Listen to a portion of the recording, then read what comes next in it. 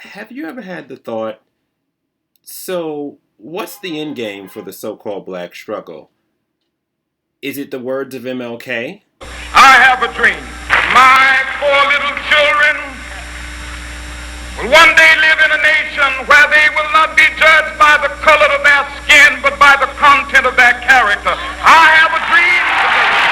Content and character is very much a moot point nowadays. Everything is black and white, and whatever colors the mainstream media and Democrat Party left can make up to fit in between. Growing up, I thought it was what Tupac said. And although it seems evident, we ain't ready to see a black president.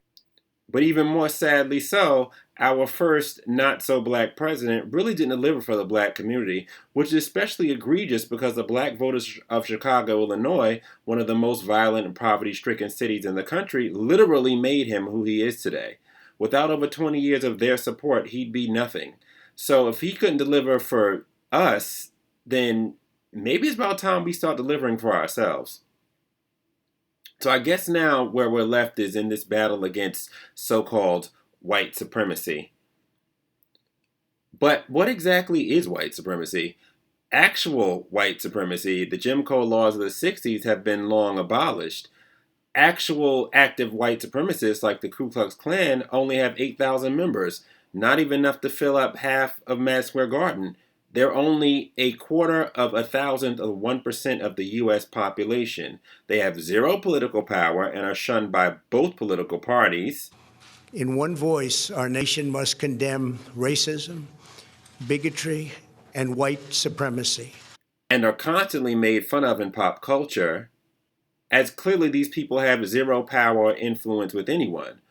On the flip side, since the end of Jim Crow, we've had the formation of the Congressional Black Caucus, the CBC, the largest and most powerful ethnic-based coalition of elected officials in Congress.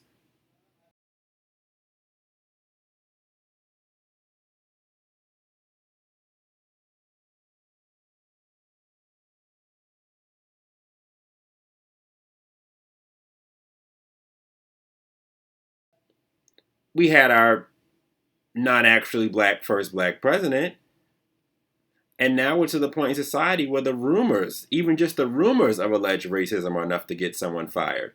Case in point, the unfair way they took Roseanne Barr's show away from her because she truthfully compared Obama's homegirl, Valerie Jarrett, who didn't look black to me either, Roseanne, to the Planet of the Apes lady. This whole thing really pissed me off. Because y'all know good and damn well Roseanne hit that nail on the head.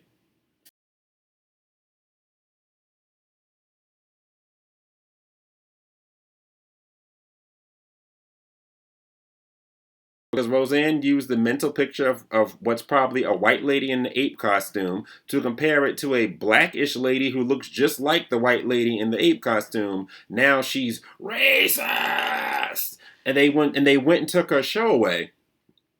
But of course, they had to take down a show that showed Trump voters and Hillary voters as a family, finding ways to get along. I mean, obviously, we can't have that. So Roseanne Barr, an actress who's been fighting against racism and homophobia forever, I even believe she had the first major gay kiss on television even before Ellen.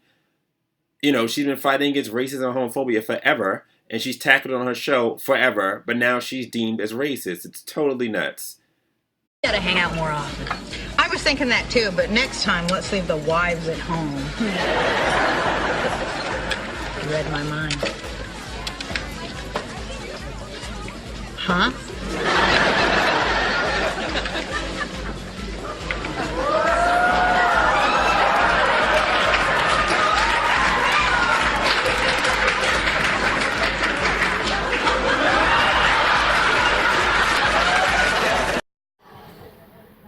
Does she have bad breath? Does she have a mustache? Does she have a whole bunch of extra arms or something? Son, no matter what it is, you can tell us. Is it because she's black? It is, isn't it? Well, he'll be mad if I say yes. No, we won't. Yes, we will. I didn't raise you to be some little bigot.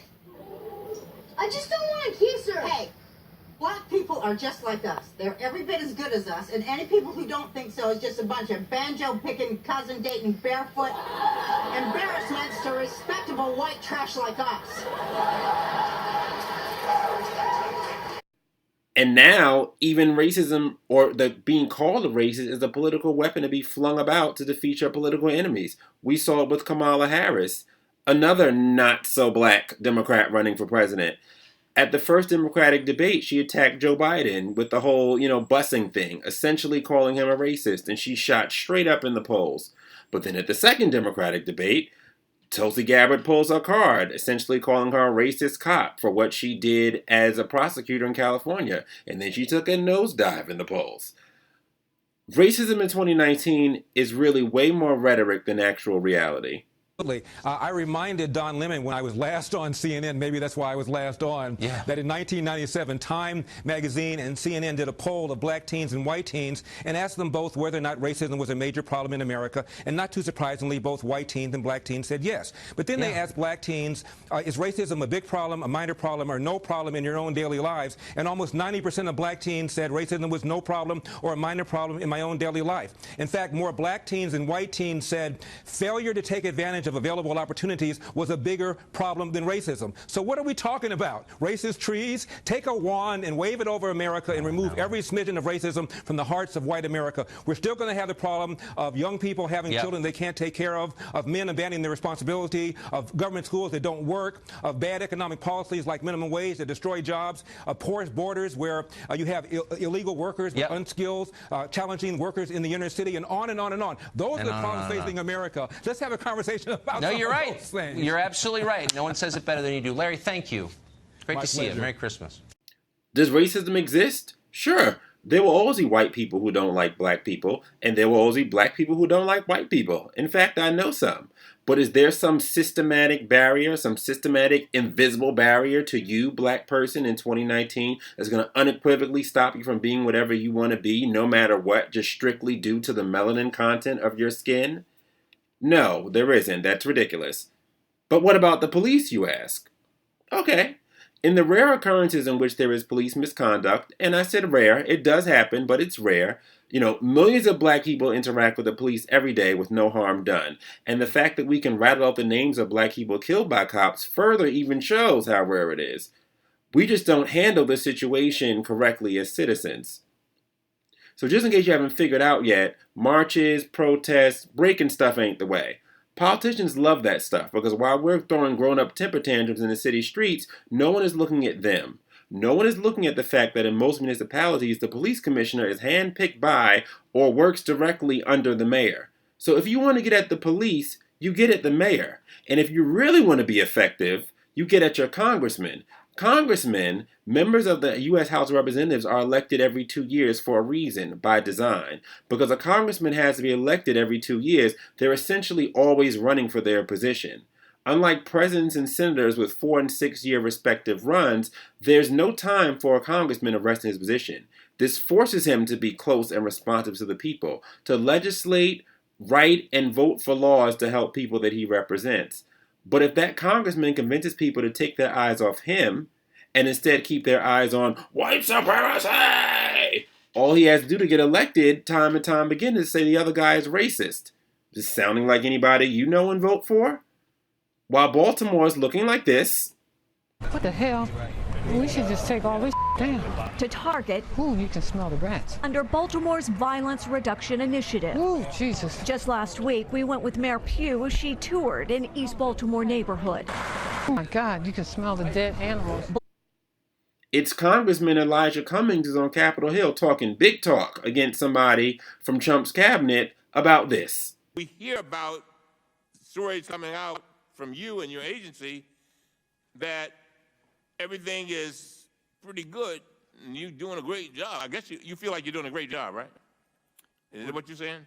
We're doing our level best in a very challenging. What does that mean? What does that mean when a child is sitting in their own feces, can't take a shower? Come on, man. What's that about? None of us would have our children in that position. They are human beings.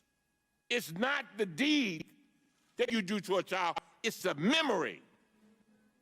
It's the memory. We are the United States of America. We are the greatest country in the world. We are the ones that can Go anywhere in the world and save people. Make sure that they have diapers. Make sure that they have toothbrushes. Make sure that they're not laying around defecating in some silver paper. Come on, we're better than that. Only if he cared as much about Baltimore, had as much passion as he's showing there about Baltimore, you know, the actual people who actually voted him in and put him in his position, as much as he does illegals at the border who aren't supposed to be here in the first place. I mean, this is Obama all over again. And sitting in feces, huh? Well, this border control unit dedicated to transgender illegal immigrants, yes, you heard me, a dedicated ICE border control facility for transgender illegal immigrants that I'm about to show you, looks nothing like what old Cum-Cum is describing. Maybe it's because he's lying.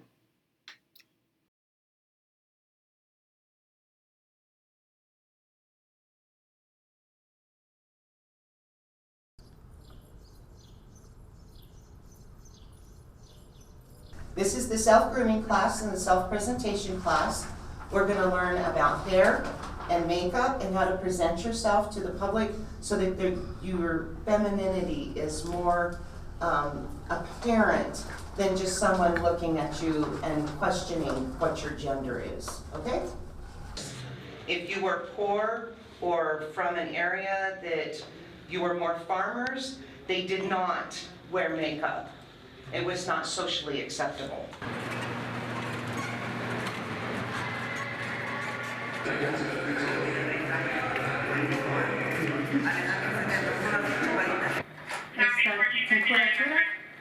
Sí, abajo de la lengua. Sí, gracias.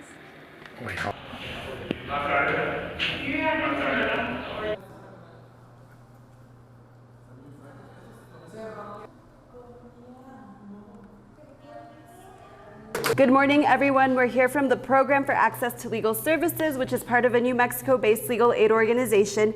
We are not affiliated with the government, but we come here every Tuesday and Thursday to give you information about this asylum process. Now, there is one city of black people who handled the aftermath of a black person being shot by a cop correctly. Get the people that are racist off the streets. Tonight, an angry and hostile crowd facing presidential candidate and South Bend, Indiana Mayor Pete Buttigieg at a town hall over the shooting of a black man by a white officer. Buttigieg remaining calm while facing the intense crowd. I don't Thank you, ma'am. fear nobody. That is their last day on the street. And I would love to be able to finish. I would love to be able to finish my reply if that's okay. The shooting happened last Sunday when Officer Ryan O'Neill shot and killed Eric Logan. Another unit here guy threw a knife at me.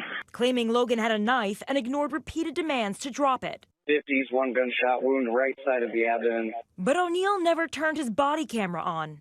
In South Bend, it is the officer's discretion as to when to activate them. While body cameras were implemented across the department, obviously, there is enormous frustration, which I share, that they were not there when we needed them most. Can we have an officer step over to this area, please? The community is outraged. How is we supposed to trust this? Mayor, when that young man got killed over there, ran over. Claiming African Americans have not been protected from potential police misconduct. One woman escorted out in frustration. Mayor Buttigieg came off the campaign trail and face-to-face with constituents, squarely blaming him. The deceased mother confronting the presidential candidate. I've been in hell all my life. And y'all ain't doing a damn thing about me or my son or none of these people out here. It's time for you to do something. If you can't do it, step your ass down. And I'm tired of talking now. And I'm tired of hearing your lies. Right. Amen. We asked Buttigieg about his city's brewing tensions and his leadership. But you're running on your record, so how can you do that when you have so much division at home and yet you claim you can unify the country? Well, we've got a lot of challenges at home, and these issues aren't easy. Part of how you earn your paycheck as a mayor is to walk into no-win situations. But we've done a lot of work. We've got a lot of work to do together. Their mayor, good old Mayor Pete, was a source of their problem. The police commissioner reports to him. And although no amount of mayor shaming is enough to bring anybody back to life, it did end up destroying Buttigieg's chances of being president. Sure, he's still in the running. He'll go through the motions of the next debate. But before this incident, he was a rising star amongst the 2020 nominees. Now he's dead in the water, so I bet he regrets not handling his police department's racial issues correctly. If more mayors in Congress, he will realize that they, and not some distant and pseudo existential factor like Donald Trump and white supremacy, were going to be to blame for police shootings, they'll handle that sort of thing a lot better. Too bad my fellow New Yorkers didn't descend upon our mayoral idiot de Blasio the same way after what happened to Eric Garner. Sure, de Blasio has a snowball's chance in hell of actually being the Democrat nominee, but we do have the videotape of Eric Garner saying "I can't breathe" multiple times while the NYPD cop has this overweight man in a legal chokehold. I mean, you'd think that given that de Blasio would have been heckled on a debate stage, or he wouldn't have been able to get through a news conference without being shouted down by protesters. I mean, the same ththing with former Chicago Mayor Rahm Emanuel, who, I remind you, served as Obama's chief of staff after the Laquan McDaniel police shooting case there, a case where Emanuel was accused of hiding footage of the 17-year-old McDonald shooting. It was hot for a minute, but people largely let Emanuel off the hook for it. So as long as mayors as de Blasio and Emanuel keep their cities as sanctuary cities for illegals and take every opportunity to call Trump a white supremacist, what would be deemed by the black left as quote-unquote white supremacy in their own police departments gets overlooked. So again I ask, what's the end game to the black struggle? When will we know that the struggle is over? Here's your answer, Black Democrat. It's never going to be over. I'm always going to be black. And white person watching, you're always going to be white. That will never change. Regardless of how we got here, American white person, America belongs to the both of us, black and white. But as long as politicians can exploit this country's history and the immutable fact that our skin colors are different for their own political gain, the race division game ain't going nowhere. Racism is way too powerful and makes winning elections way too easy for Democrats to ever let it go. Why do you think Lyndon B. Johnson said, President LBJ said, we'll have these niggas voting Democrat for the next 200 years? He knew that as long as Democrats could position themselves rhetorically as the party who can save blacks from the awful racist white people, then they'd always have our support. What old LBJ didn't count on was the invention of the internet and folks like me on it. But in general, political campaigns are very difficult and are very expensive. So if there's a political strategy a party can employ that guarantees automatic votes from a slice of the electorate that really won't cost them a dime at any ad cost, why not do it? Why would they not do it? In fact, wherever there isn't racism, Democrats have to make some up, as Larry Elder so wonderfully explains here. The problem for the Democratic Party is as racism recedes as an issue, they got to come up with more places to find it. The economics of racism are pretty simple. When the demand for racism exceeds the supply, they got to find new places to drill. And so having a black woman come to a hearing to show that Donald Trump is not a racist because racists generally don't hire black people, that's considered to be tokenism. Saying at a rally, that's my African-American friend, that's insulting, that's also racism. Everything is racism. Oh, you're my black friend. I mean, is that racist? Right. The Democrats need to call racism, racism, racism, because how do you get 95% of black people pulling the lever for the same party, but for the assertion that racism remains this huge problem in America? And by the way, the Democrats wear the white hat in that fight, and Republicans wear the black hat in that fight. That's what the Democrats have done. That's how they branded themselves. And unfortunately, a lot of black people have bought into it. But they need to constantly play the race card. This exchange from last night on MSNBC. This is frequent guest Malcolm Nance accusing the President of the United States of sending secret messages to neo-Nazis. These people feel that they are the foot soldiers and executors of what the disenfranchisement that the white race is feeling, and Donald Trump is giving them subliminal orders in their head. Subliminal orders. Whatever his faults, you can be certain that Donald Trump is not doing that. Trump is the least subliminal politician in American history. He has no subtext. That's part of the problem. Of course, if he's thinking it, he's saying it. It's the little things and language and messaging that matters. The president said that we will fly our flags at half-mast until August 8th. That's 8/8. Now, I'm not going to imply that he did this deliberately, but I am using it as an example of the ignorance of the adversary that's being demonstrated by the White House. The numbers 8/8 are very significant in neo-Nazi and white supremacy movement. Why? Because the letter H is the 8th letter of the alphabet, and to them, the numbers 88 together stand for Heil Hitler. Got that? 8 is a racist number. That's what they're telling you on MSNBC. President Trump once again condemned racism and white supremacy as he's done many times before. Why doesn't President Trump condemn racism? We condemn in the strongest possible terms this egregious display of hatred, bigotry, and violence. It has no place in America. Not the neo-Nazis and the white nationalists, because they should be condemned totally. His own words and actions tell you why. There's a disgusting guy, puts a Ku Klux Klan hat on. He thinks he's cute. He's a disgusting guy. That is a disgusting guy. Really disgusting. He's a racist. And even as he's done it yet again, in one voice, our nation must condemn racism, bigotry, and white supremacy. To mainstream media race baiters like Don Lemon, it'll never be enough. We have also called on this president to say the words that he finally said today, but they ring hollow when he coddles white supremacists or domestic terrorism, or those who perform those acts. Case in point, even though I've personally debunked the Trump, Charlottesville, good people on both sides, KKK lie right here on this channel, still, when Democrat pundits on cable news get backed into a corner, they dutifully pull out the old Charlottesville lie card. Here's the problem, Laura. I think, and you and I have talked about the need to lower the temperature and the rhetoric in this country, but the reality is that the president, when he comes out, and it was good that he finally denounced racism, that he finally did something he couldn't do after Charlottesville. He did it after Charlottesville. No, he didn't. No, he didn't. He said there were good people on good sides. Yes, he did. And I'm happy that the bar was so low that at least he didn't say that there was a good person on the other side of that weapon, because that's basically what he's done in the past. And so the problem with we have a president who is the ally, sadly, of white supremacists, who equated who said in Charlottesville, we're not having David that Duke on. He endorses said in Charlottesville, actually, he said, I condemn white supremacy totally. That's what he but said. he also said there are good power people symbol, on both sides. Are there good neo-Nazis? No, there's not neo-Nazis. But he said that. No, that's not what he said. What it is what he said. Were people who wanted to Benji, keep he the said statues that. up. He said there are good people on both keeping sides. the statues up. So We I'm wanted on to that talk other about side. Joe Biden. Somehow let's bring it back. the president. So, what are you trying to say? Should I just become a Republican and vote for Trump? No, that's not what I'm trying to say. What I'm saying is that you need to recognize the race game that's being played here. Girl, you better recognize the game, boy.